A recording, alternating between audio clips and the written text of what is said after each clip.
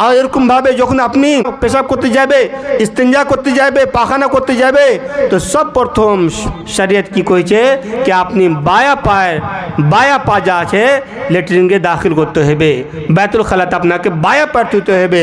আর যখন বাড়াবে তো আপনাকে দায়া পা আছে ডাহিন পা আপনাকে বের করতে হবে, এই চিজটা খেয়াল করতে হবে। আর যখন সান দেবে আর পহলি ঢোকার আগে আপনাকে দোয়াটা পড়তে হবে। কি দোয়া? বিসমিল্লাহ আল্লাহুম্মা ইন্নী আউযু বিকা মিনাল খুবুসি ওয়াল খাবাইস। এই দোয়াটাকে আপনাকে অবশ্যই পড়তে হবে। এই দোয়াটা আপনি যদি না পড়েন তো আপনি যখন পাখানা করতে বসবেন তো ওখানে শয়তান থাকছে, জিন থাকছে, আপনাকে পরেশান করবে। যখন আমি রাতে উঠবো, শুতে আছি, আচানক পেশাবের লাগা উঠবো, কোন কাজের লাগা উঠবো, তো আমি ফৌরন যা আছে কোন বর্তনে হাত ডালতে পাবো না। আল্লাহ নবী কি করেছে?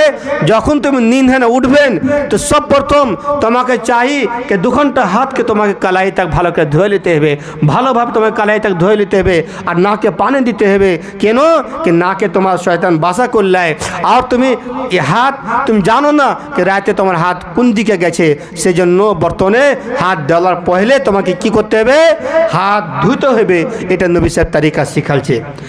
এরকম ভাবে হামবিস্তরি তরিকা নবী সাহেব শিখিয়ে দিয়েছে कि যখন হামবিস্তরি করবে তো ওই জায়গাটা পাক হওয়া চাই, ভালো জায়গা হওয়া চাই, গন্দা জায়গাতে লয়, কোনি গন্দা জায়গাতে লয়, লেট্রিনে লয়, খারাপ জায়গাতে লয়, বুড়া জায়গাতে লয়, মাঠে লয়, নিজের বাড়িতে নিজের স্ত্রীর সাথে, অন্য মহিলার সাথে লয়, নিজের বিবির সাথে, নিজের স্ত্রীর সাথে যখন আপনি হামবিস্তরি করবে তো সব প্রথম আপনাকে কি করতে হবে? দোয়া কইতে হবে। যখন আপনি হামবিস্তরি করবেন সব পহলে আপনাকে দোয়া কইতে হবে, বিসমিল্লাহ আল্লাহুম্মা জান্নিবিশ শাইতানা ওয়া জান্নিবিশ শাইতানা মা রাযাকতানা। এই দোয়াটা কয়ে আপনি বিবির সাথে মিলান করতে পারবেন। এই দোয়াটা না কহেন তো বাচ্চা যেটা পয়দা হবে আপনার ওকে শয়তান নুকসান পৌঁছাবে, শয়তান ওকে তকলিফ দিবে। আর যে দোয়াটা পড়ে নেবেন শয়তান ওকে তকলিফ দিতে পারবে না।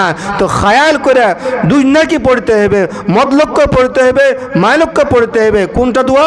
বিসমিল্লাহ আল্লাহুম্মা জান্নিবিশ শাইতানা ওয়া জান্নিবিশ শাইতানা মা রাযাকতানা।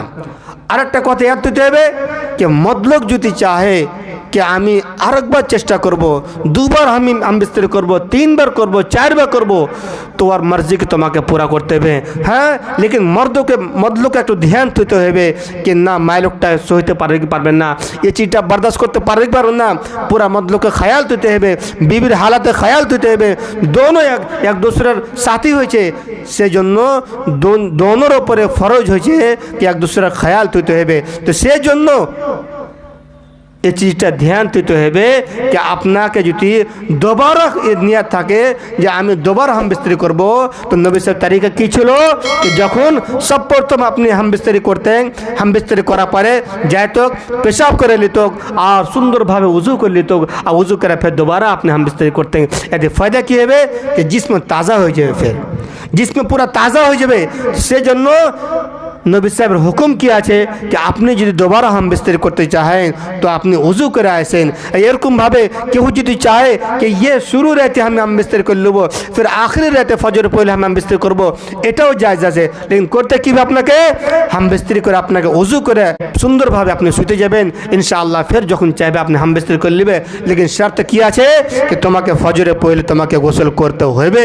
তুমি কইবে যে না আজ নিন আসছে, খাইতে গেছি, নামাজ ছেড়ে দেবো, তো আপনি গুনাহগার হয়ে যাবেন, আপনি গুনাহগার হয়ে যাবে। আপনাকে ফজরে পহলে আপনাকে গোসল করে নামাজ পড়তে হবে। হ্যাঁ, যদি রমজানের মাস থাকে আর আপনি ये रहता হামবিস্তরি করে শুতে গেলেন, আপনার नींद চলে এলো, আঁখ লেগে গেল, আপনি জাগতে পারলেন না, আর পাতা চললো कि আর 10 মিনিট সির্ফ টাইম আছে, সেই রেখে 10 মিনিট টাইম আছে, তো আপনাকে করতে কি হবে कि আপনি ফৌরন উঠে করে উজু বানালেন, উজু বানিয়ে করে আপনি সেহরি খাইলেন, আর সেহরি খাওয়ার পরে আপনি গোসল করে আপনাকে নামাজ পড়তে হবে।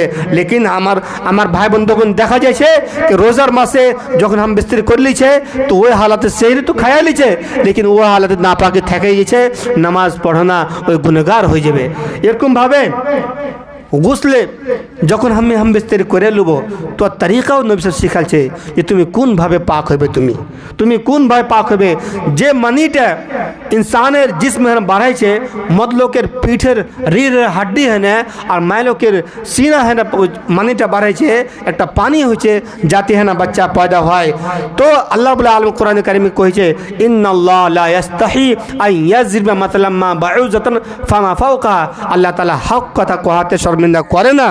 তো আমরা কে যে আছে শরম করতে হবে না, ভালোভাবে শুনতে হবে।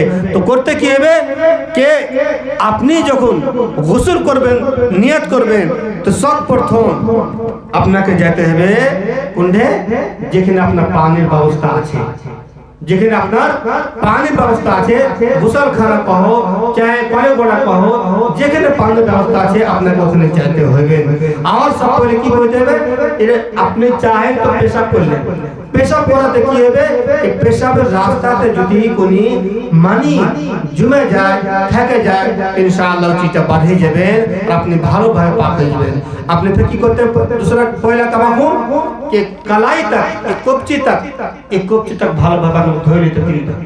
ये कपची तक पूरा अपने के धुए लेते हुए फिर दाहिने हाथ के पानी लिया अपना के कमर ढाकते हुए और बाहर दिया भालो भावे साफ करते हैं, पूरा गंदगी साफ करते हैं, पूरा के बाहर के दाहिने हाथ लाई माखला আমার বেটিরা ডাইন হাতে আপনারা শিখতে হবে, সবাইকে শিখতে হবে কেন যদি এভাবে করো তো আপনি নেকিও পাবেন, আপনি সওয়াবও পাবেন আর সুন্নতে নবীর উপর আমল হবে। তো সেই জন্য শিখতে হবে। তো আপনাকে বাঁ হাতে পুরো সাফ করতে হবে, আর যখন লাগবে না পুরো ভাবে সাফ হয়েছে তখন আপনাকে ওযু করতে হবে। কি করতে হবে, ওযু করতে হবে। লেকিন এতে একটা কথা আছে যে চিন্তা আমি বলে দিই যে যেরকম ভাবে ওযু করছি, হাত ধুয়ে নিছি, হাত ধুয়ে আবার সারের মাসাজ করছি, কানের মাসাজ করছি, লেকিন গুসলে জানাবার हम স্ত্রী যে গুসলে করছি এতে আপনাকে সর মাসাজ করতে হবে না, কান মাসাজ করতে হবে না। করতে কি হবে, যেখানে পানি আছে পানিতে হাত ডুবাবে আর হাতকে ঝাড়ে নেবেন, আর এইভাবে নিকের পানি যাচ্ছে হাত যাচ্ছে পুরো খেয়াল করতে হবে, পুরো বালে ভালোভাবে আপনাকে করতে হবে, খিলাল করতে হবে সুন্দরভাবে, একবারই করতে হবে। হাত পানিতে ডালবে দু হাত, আর ভালোভাবে আপনাকে কি করতে হবে, বালের ভিতরে তাকে আর জড়টা পানি পৌঁছে যায় খিলাল করতে হবে। হয়ে গেল। তারপরে 3 চুল্লু, যাকে আমরা বাংলাতে কি বলি খাবল, 3 খাবল পানি আপনাকে মাথাতে দিতে হবে। পহলে আপনাকে খিলাল করতে হবে, চুল্লু সুতলে 3 খাবল পানি আপনাকে মাথা দিতে হবে। তারপর আপনাকে পহলে ডাইন দিকে পানি দাও, এটা বেহতার, তারপরে বাঁ দিকে এরকম ভাবে আপনি গোসল হয়ে যাবে। যদি আপনি জায়গা পাক থাকে, জায়গাখানা সুন্দর থাকে, টাইলস লাগা থাকে, কোনো গন্ধকি না থাকে, তো পহলে পা দিতে পারো। আর লাগে কি যা গন্ধা আছে তা আপনাকে বাদে পা দিতে হবে। বুঝতে পারলেন? তো এরকম ভাবে আপনাকে গোসল করতে হবে। আর এই গোসলে আপনি নামাজ পড়তে পারেন, কোন হারাম